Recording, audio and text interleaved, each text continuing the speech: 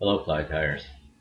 This video I'm going to demonstrate how to make the abdomen section of an Isonychia Wiggle Nymph.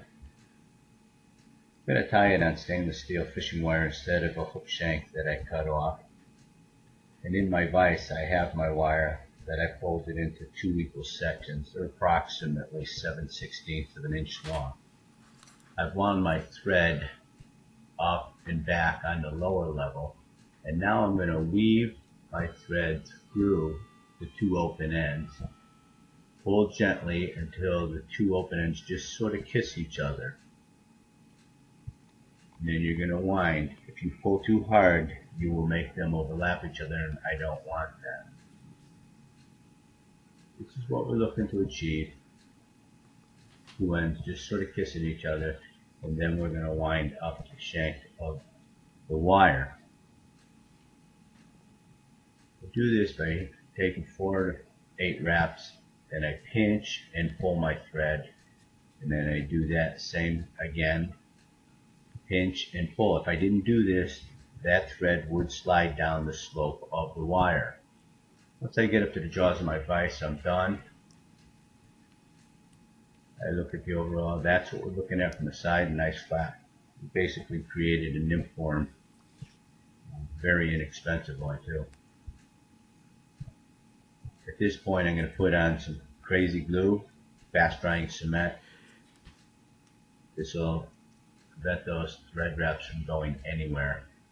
And just give it a good glue on each side.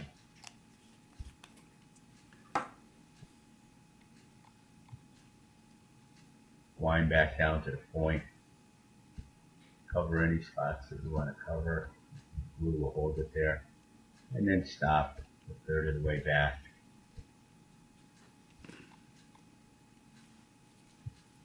going to use ostrich roll for my tail.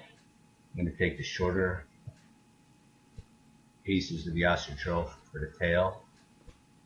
And then I'm going to use a longer one to simulate the gills that are very prominent on an Isonychia nymph.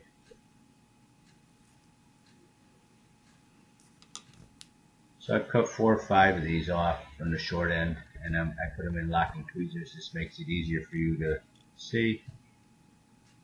And I'm just going to put them onto the flat side of the nymph form that I created, and wind up and try to keep them centered.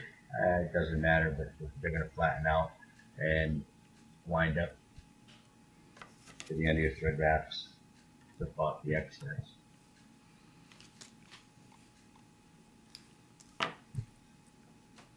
There's a side view. You're looking at the bottom view, and I'm tying basically everything onto the top side, I'll call it.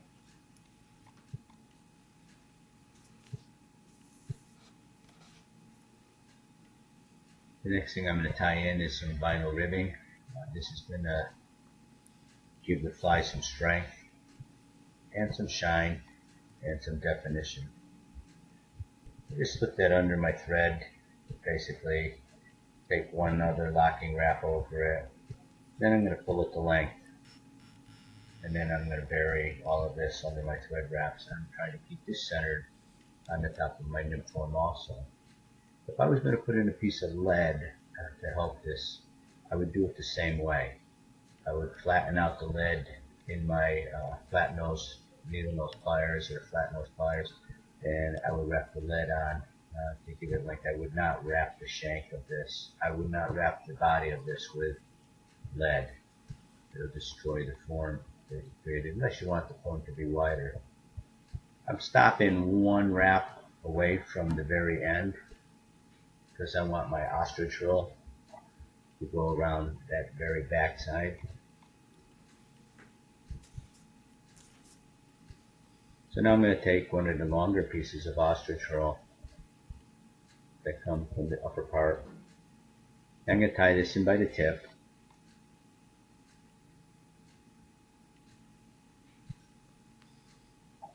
I'm going to do it the same way, just slip it under the thread, put it up on the flat spout, pull it in,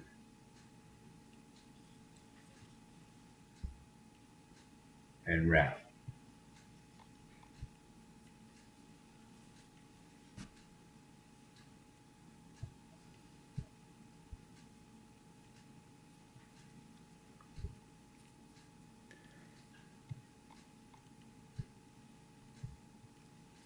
Trying to get it behind that vinyl.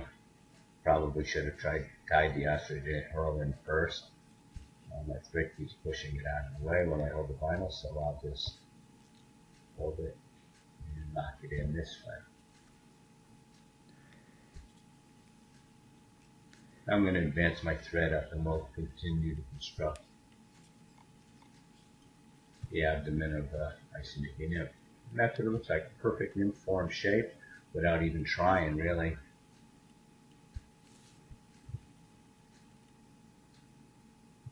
I'm going to take these hackle pliers, grab my ostrich hurl, and I'm going to move up to my thread with it. They don't have to be real tight wraps. I want my vinyl to go over them, and I'm going to go, if I leave a little space open, that's fine. Gives room for the vinyl to go without chopping down as many fibers.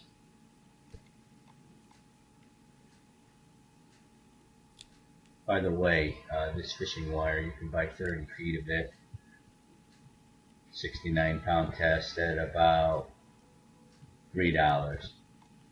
And if you only use an inch, you can make about 360 of these nymph forms. It's $3. I usually do these in stages. I do all my forms, and then I come back and I just create the fly. I just wanted to show you how I create the nymph form.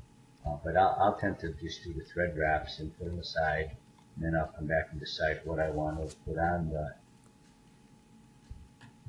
nymph form that I created.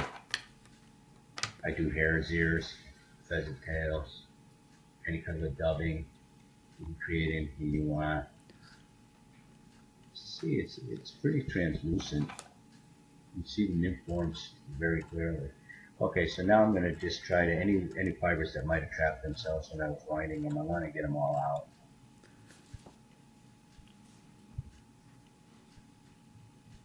I'm going to take my vinyl, and I'm pulling pretty firm on it. Wrap up in open wraps, equally spaced. And when I get up to the front, I'll just tie this off, and you'll see that we've created a nice abdomen with gills protruding from the side. When you finally finish, you're going to lock this off up front. I don't worry about gluing it at this point. I want to glue it when it's out of my vise. I don't want glue running into the jaws of my vise. So I'll just snip that off here. And I'm in pretty good shape.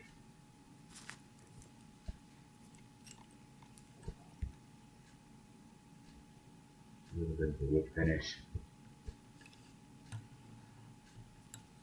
Just have to make sure when you stick the wire in your vise that you do have enough in the vise that remains open so you can attach it to the other section when you're going to tie the thorax.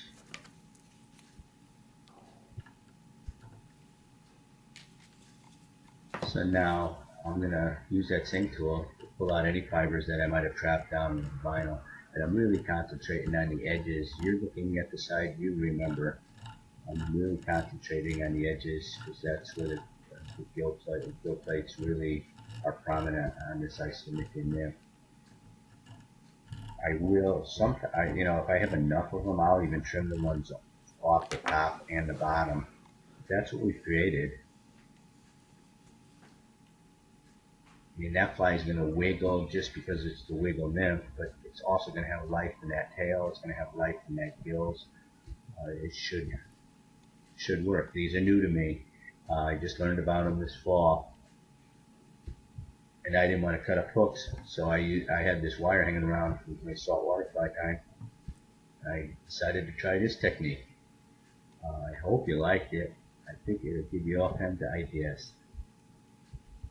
And you can experiment on your own, make the bodies in the size and the length that you want. When I take it out, it's now that I will glue those ends, making sure that the eye of it remains open. What you want to do is catch the insects in your local stream, try to make them to the length that are prominent in that area.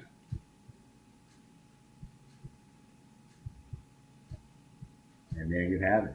The next step will be to attach it to another hook and create the thorax section of this Isonychia. I hope you enjoyed it. I hope you learned something new.